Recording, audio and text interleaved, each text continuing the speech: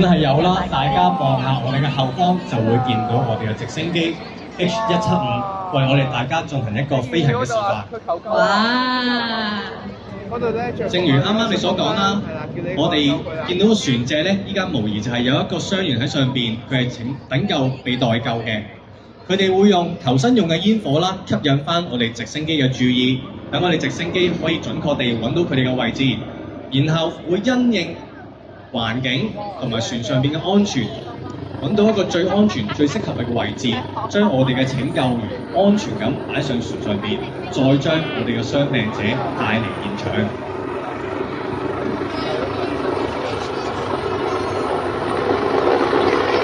咁 Jason 啊，我都想問下你啦，咁我哋點樣去評估調運工作係幾時先可以調運呢？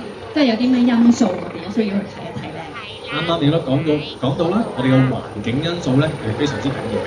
譬如可以望到我哋依家前方船隻嘅船尾嘅位置啦，一定要有一個空曠嘅位置，可以俾我哋嘅搞車手安全咁將呢個嘅拯救員擺喺船上面。同埋我哋睇到啦，我哋個 sea stay 都非常之重要嘅。如果一啲香港嘅位置啦，依家都仲係相對地比較大嘅。咁你問我問題啦，到我問翻你咯喎。好啊。你知唔知拯救員除咗喺船上邊評估同埋穩定傷病者嘅狀況之外，係仲有咩嘅挑戰呢？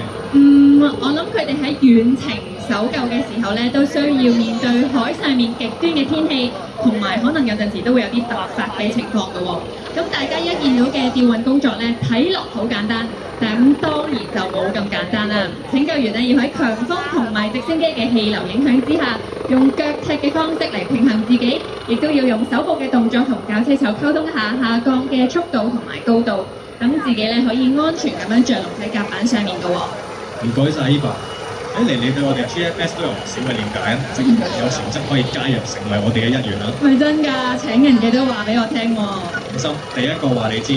好啊，相信在場咁多嘅朋友咧，都係第一次用咁近嘅距離睇到政府飛行服務隊嘅搜救工作。你哋話啦，表演係咪好精彩先？不如我哋咧同我哋嘅機組人員揮一揮手，同埋俾熱烈嘅掌